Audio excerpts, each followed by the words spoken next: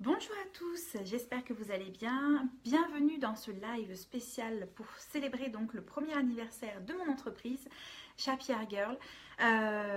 Donc c'est un jour spécial pour moi dans le sens où je me rends compte que ça fait un an donc que j'ai réalisé mes rêves, donc c'est-à-dire mes rêves d'entrepreneur tout simplement, et que Chapier Girl existe, voilà. Donc en fait dans ce live je voulais vraiment en fait vous décrire le parcours de un petit peu ma vie d'entrepreneur, comment je m'y suis prise, et surtout vous dire en fait parce que lorsque j'ai en fait des conversations avec mes amis, etc., je me rends compte que finalement on se donne énormément d'excuses pour ne pas réaliser nos rêves, et que c'est très important en tout cas de le faire parce que nous avons tous quelque chose à dire, quelque chose à faire.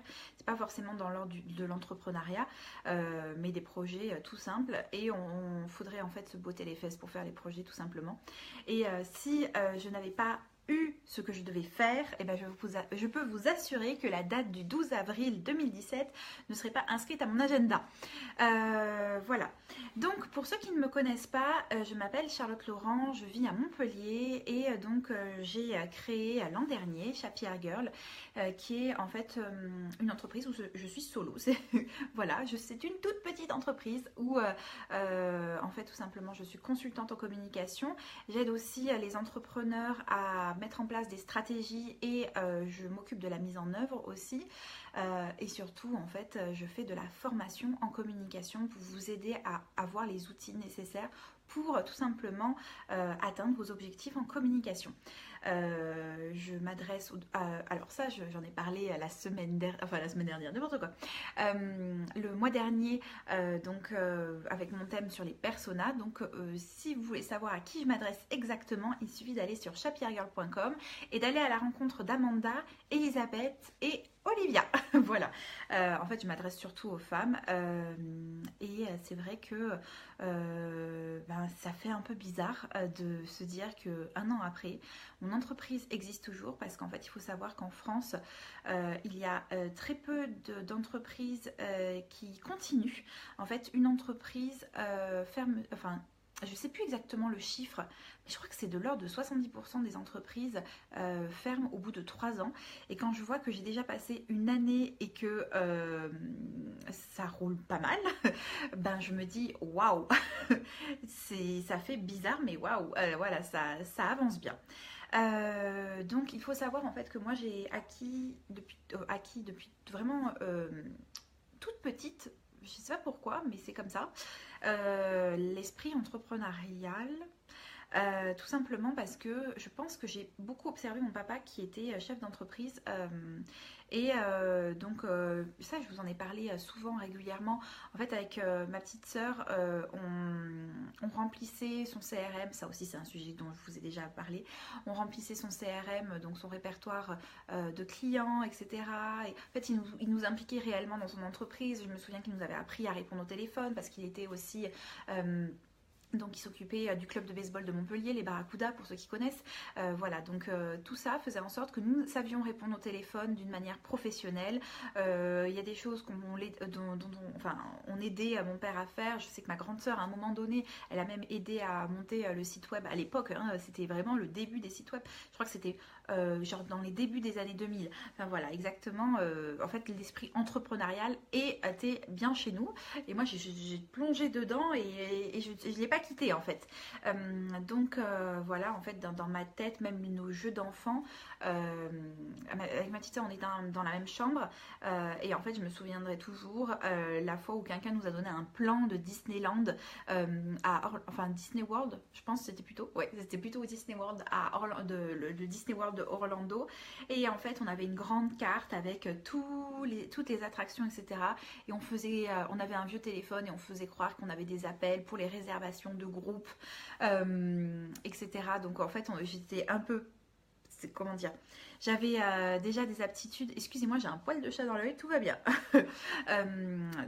Des aptitudes à vouloir être entrepreneur. C'est fou à quel point en fait on veut imiter les personnes qui sont autour de nous, et à quel point ça nous impacte même quand on est grand. En fait j'ai toujours eu ce vouloir de mettre en place des choses à travers mes stages, à travers mes emplois. Je n'ai pas jamais eu véritablement de grosses peurs de ne pas mettre en place des projets qui me tenaient à cœur ou de ne pas en parler.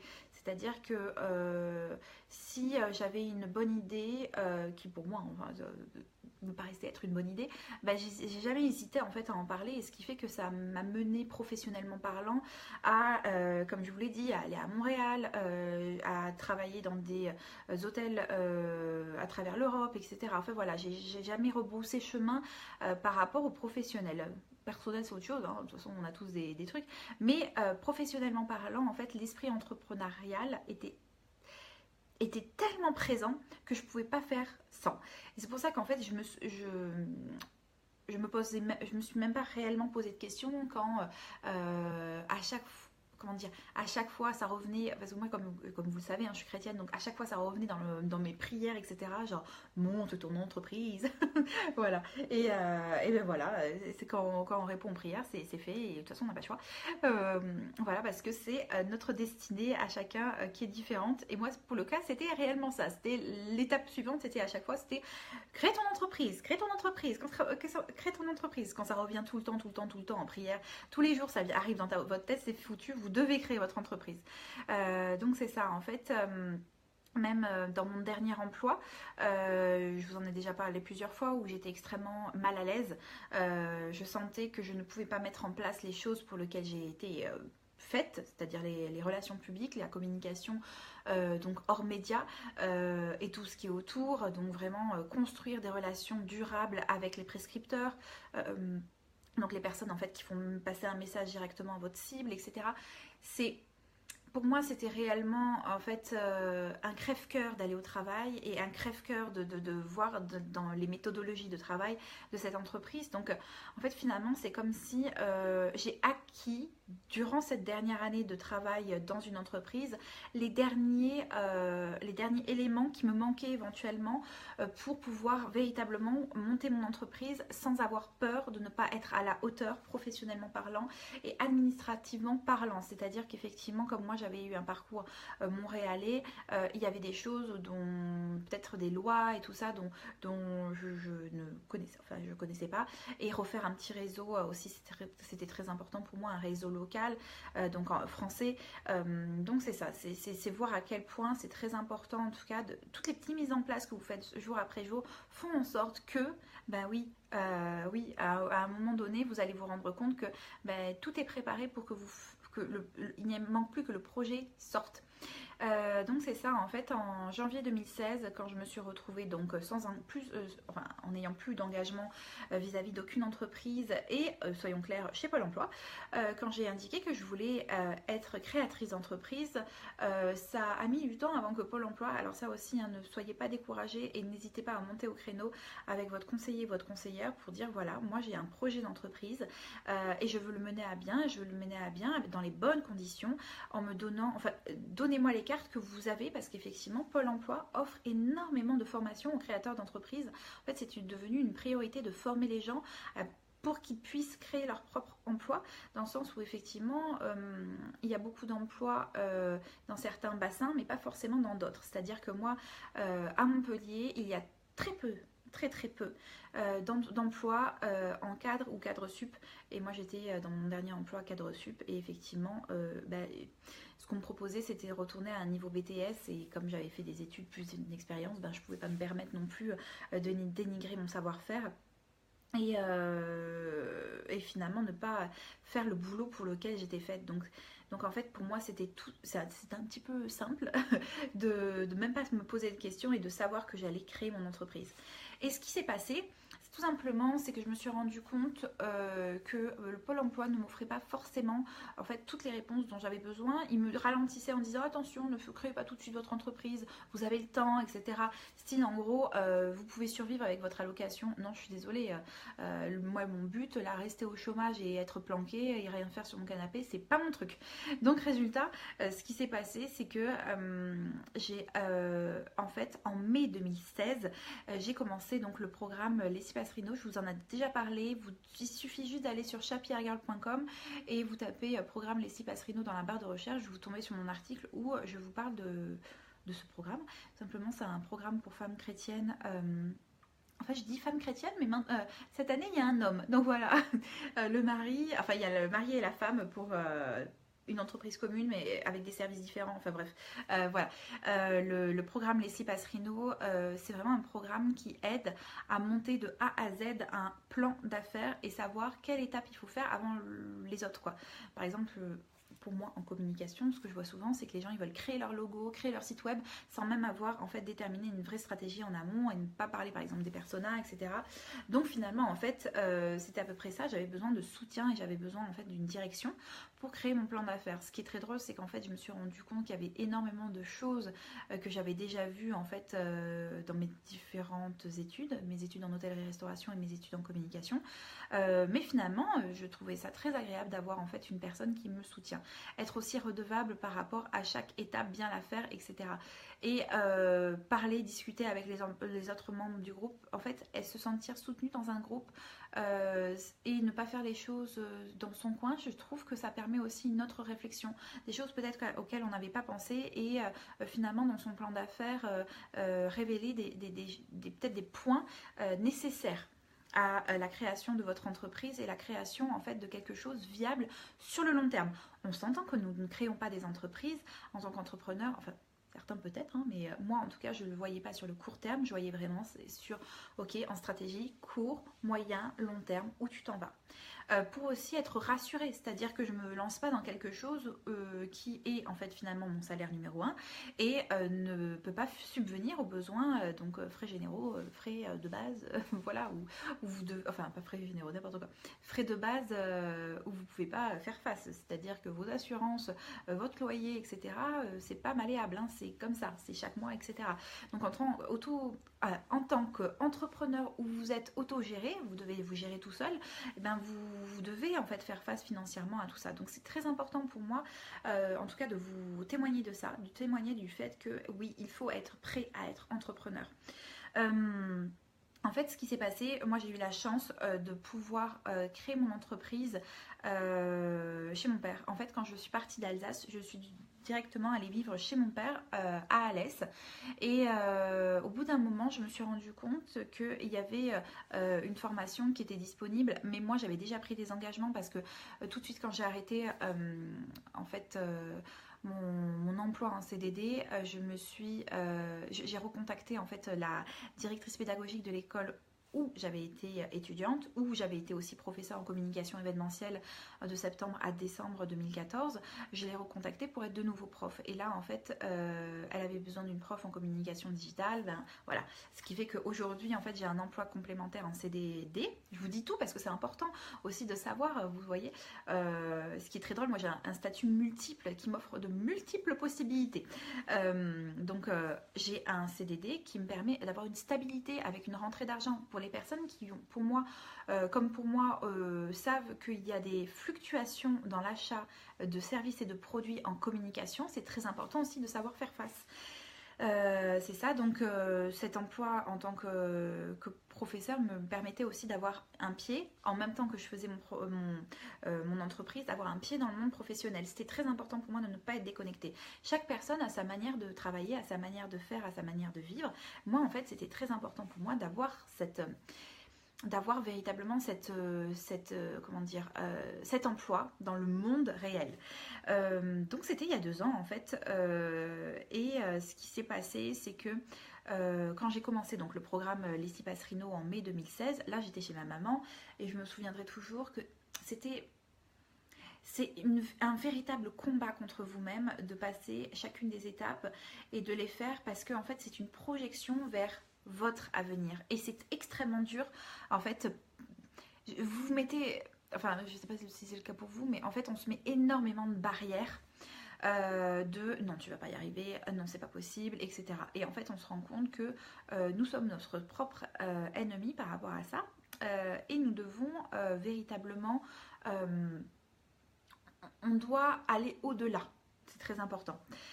On doit passer chacune des étapes en n'oubliant pas pourquoi on est faite. Et si ça vient résonner dans votre cœur tous les jours, bah, c'est parce que vous devez le faire. Au bout d'un moment, voilà. Si ça paraît sensé par rapport à votre projet d'avenir, etc., ben c'est des choses que vous devez mettre en place, vous n'avez pas le choix. Voilà. Et donc quand j'ai fait donc, le programme Les 6 Passerino, moi après j'ai rejoint donc, la session de septembre 2016 et ce qui s'est passé c'est que j'ai rencontré des futures clientes. Ce qui est fou, c'est qu'en fait vous vous rendez compte qu'à partir d'un moment l'esprit entrepreneurial il se met en mode on et en fait on commence à se mettre des clients potentiels dans notre réseau, etc., etc. Donc c'est comme ça que ça s'est développé.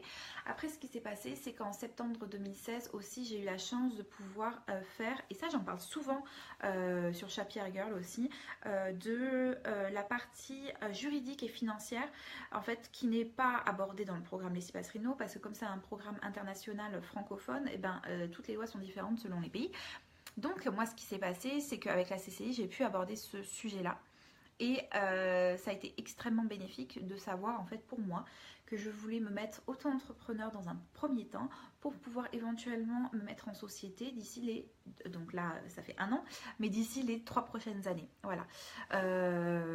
C'est important en fait de savoir qu'est-ce que vous voulez réellement vous pour votre entreprise. Si vous voulez être auto-entrepreneur ou si vous voulez avoir une société unipersonnelle. Enfin, il existe tellement de possibilités pas fiscalement parlant. En fait, il y a toujours du bon et du mauvais dans chacun des statuts d'entreprise, hein, sachez-le. Voilà.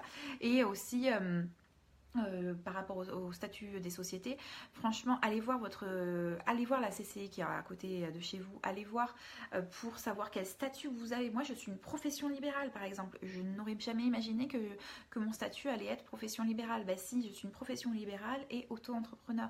Et ça, toutes les informations comme ça vous permettent aussi de comprendre comment ça fonctionne et de comprendre quels sont vos droits et vos devoirs.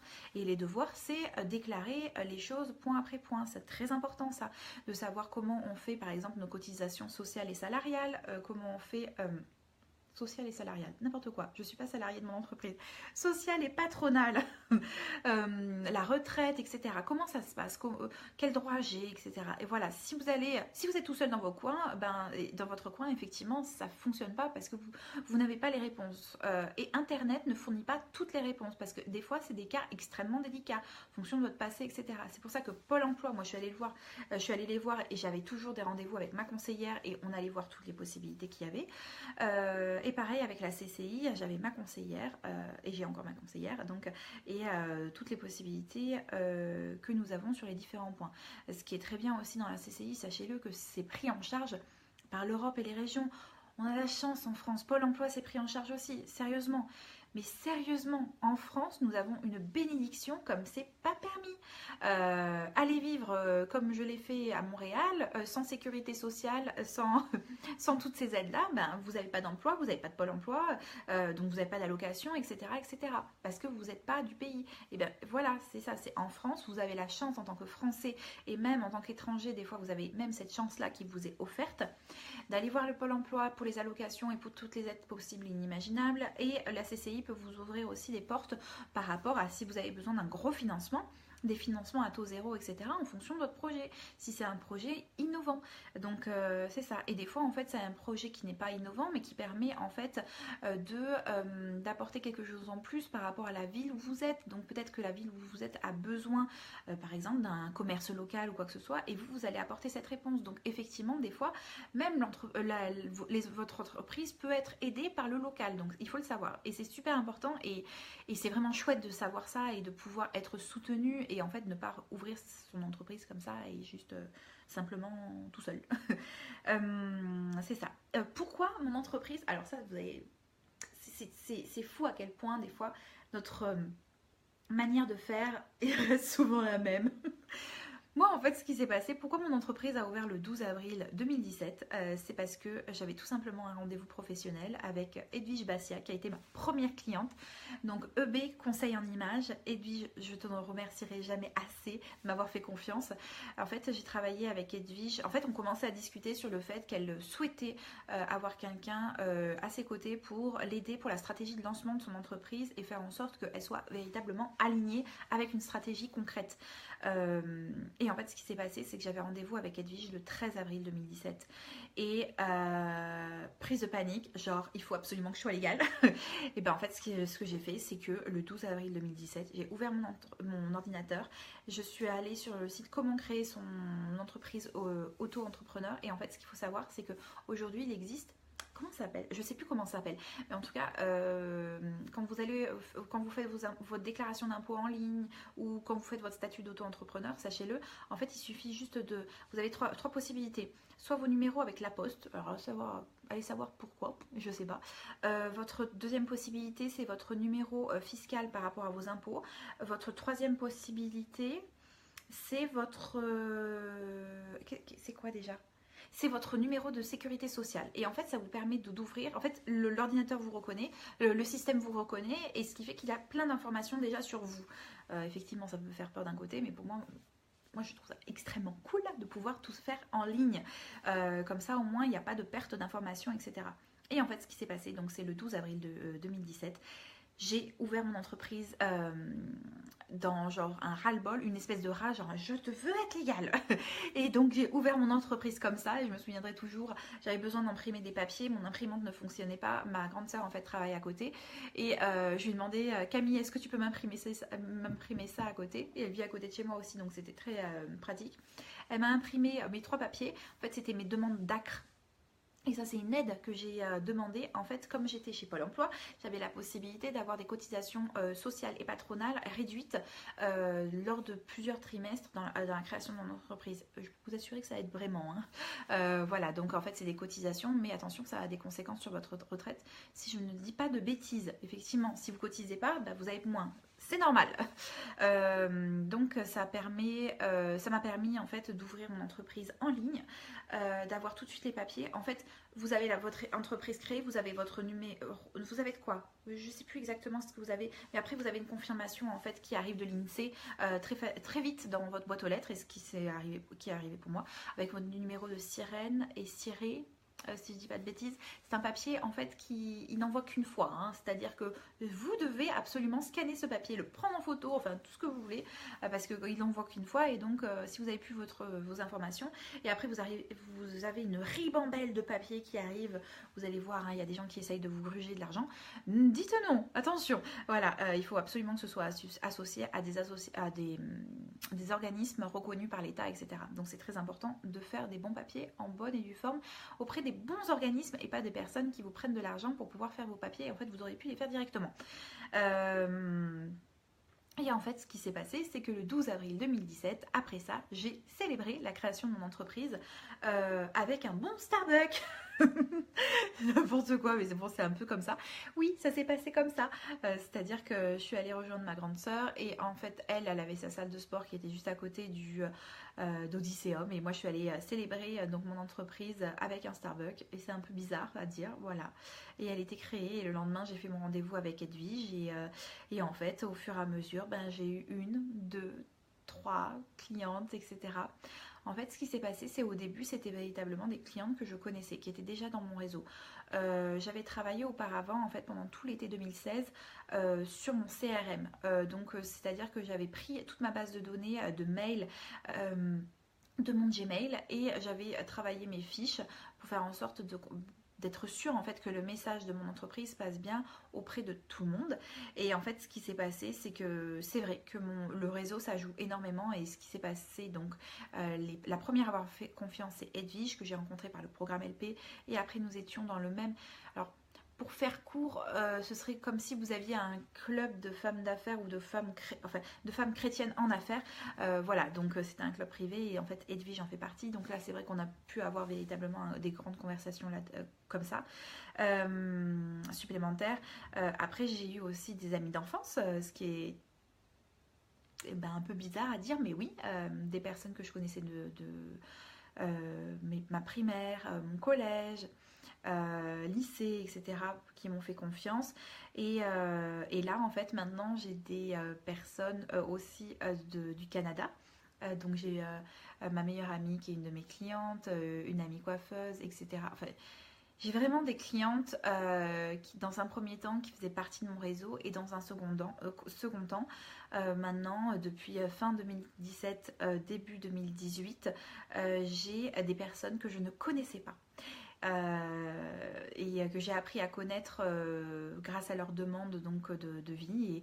Et en fait, je me rends compte que c'est formidable de voir à quel point la confiance des gens se fait extrêmement vite par rapport à Chapier Girl, par rapport à mes outils de communication que je développe qui permet enfin, ils permettent tous aux gens en fait finalement de me connaître à travers les réseaux sociaux où je poste quand même de manière extrêmement régulière, à travers mon blog où je parle ouvertement de tout. Par rapport au monde de la communication, je parle un peu de ma vie chrétienne, je parle un peu d'art de vivre aussi, voilà. Et j'ai pas peur en fait à l'intérieur de ce blog de dévoiler aussi les stratégies de ma propre entreprise, les bons points comme les mauvais points ou les points à revoir, c'est important ça. Donc voilà, c'est pour vous encourager en fait finalement quand vous créez une entreprise, créez un projet, à le faire selon les étapes qui sont nécessaires, ne pas vous lancer d'un coup, parce que je vois souvent, ah oui mais moi je fais de la communication, je m'adresse à tout le monde. Non, c'est pas vrai. Vous pouvez pas faire ça tout simplement parce que en fait vous allez vous perdre, votre entreprise va se perdre au bout d'un moment parce que vous allez accepter n'importe quoi et ça va vous dégoûter à un moment donné. Vous avez une spécialité et vous êtes extrêmement fort là-dedans, sachez-le. Vous devez développer ce point et en fait vous répondez sûrement à des besoins d'un client spécifique et il faut savoir aller le chercher par votre communication. Donc voilà, c'est ça. Alors en fait j'ai lancé au début de l'année les ateliers Chapier Girl que je n'ai pas mis en place et qu'il faut que je mette en place là, tout simplement parce que mon rythme de travail faisait en sorte que je ne pouvais pas m'y consacrer. Et voilà, ça c'est le futur de mon entreprise, donc c'est la deuxième année. C'est ce qu'on appelle, je vais l'appeler le second souffle de mon entreprise. Donc c'est mettre en place des projets en dehors de la bulle de Chapier Girl pour justement ouvrir à de nouveaux horizons. En fait, c'est une amie entrepreneur qui s'appelle Aurélie Sautier qui est donc cofondatrice avec sa sœur de l'agence de marketing d'influence qui s'appelle Madine.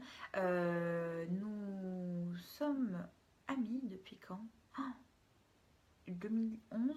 Je pense que j'ai rencontré Aurélie en 2011 ou en 2011, 2012, bref, je sais plus. En fait, ce qui s'est passé, Aurélie avait un blog mode qui s'appelait Lily Brunette. Et en fait, on s'est rencontrés, je pense, hein, oui, je suis à peu près sûre de ça. On s'est rencontrés lors d'événements autour du monde de l'art de vivre, mode, etc. à Montréal. Et en fait, elle a créé son entreprise. Donc dans le marketing d'influence, qui n'était pas du tout connu à l'époque. Hein. Et en fait, ce qui s'est passé, c'est qu'elle m'a dit une chose formidable qui résonne encore en moi et qu'elle avait eu de la part d'un de ses professeurs de chez HEC à Montréal, qui disait justement il faut faire un projet par an en dehors de sa bulle. En dehors de la bulle de son entreprise, etc., pour créer un renouveau. Et c'est vrai que c'est un véritable exemple pour moi. Donc merci Aurélie de m'avoir dit cette phrase, ça m'a impactée. Et donc en fait voilà, c'est la deuxième année de Chapier Girl sera consacrée donc au développement d'aide pour les entrepreneurs locaux, aux directrices marketing qui veulent donc me donner un second souffle à leur communication et aux personnes qui veulent se former en communication. Mais je veux vraiment mettre mon temps à profit d'un projet réel pour Chapier Girl. Donc voilà, ce sera sûrement donc autour des ateliers Chapier Girl pour les entrepreneurs locales ou les porteuses de projets. Je dis bien porteuses, entrepreneurs avec un E, on va dire ça comme ça. Voilà, pour les femmes à Montpellier, donc pour le développement de leur entreprise ou de leur projet. Parce que je pense véritablement que le contact entre nous, pour parler de différents sujets, différentes difficultés est nécessaire. Et moi j'ai toujours fonctionné par rapport au club de femmes d'affaires et je trouve que club de femmes d'affaires mais ouvert et bienveillant, c'est très important.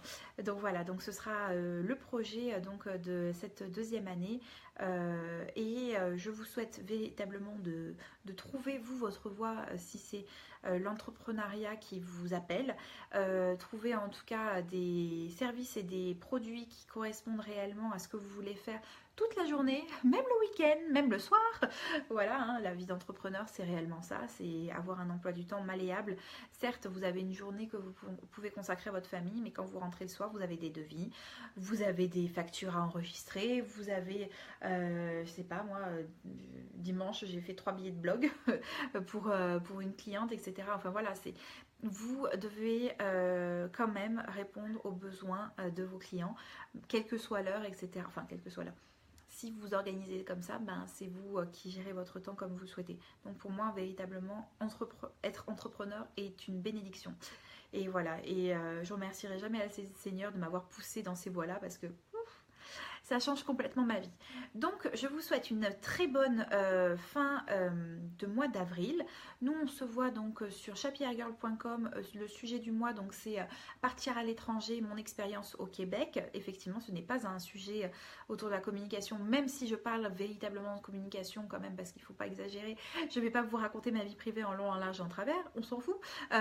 Mais en tout cas, je vais vous parler de mes expériences concernant justement trouver un travail, les bons points, etc. par rapport au visa aussi. Hein, donc ça va être le sujet abordé parce que là je terminais mon rattrapage sur le sujet des personas du mois de mars qui donc est bouclé, fini. Et en fait c'est ça, on aborde le sujet concernant Montréal. Donc moi je vous retrouve au début du mois de mai déjà. Je pense que le sujet au mois de mai sera autour de travailler avec des amis parce que je tiens réellement à ce sujet et savoir faire en sorte d'avoir des bonnes relations avec ses clients. Donc on n'est pas forcément amis avec tous ses clients, mais en tout cas c'est ça, c'est autour de la relation avec ses clients, etc. Donc on se retrouve au mois de mai pour un prochain live, et là ce sera un live donc introduction du mois et non un live spécial, et donc le prochain live spécial sera au mois de mai aussi. Et je ne sais pas quel sera le sujet par contre. Donc voilà, je vous souhaite une très bonne journée et je vous dis à très bientôt. Au revoir.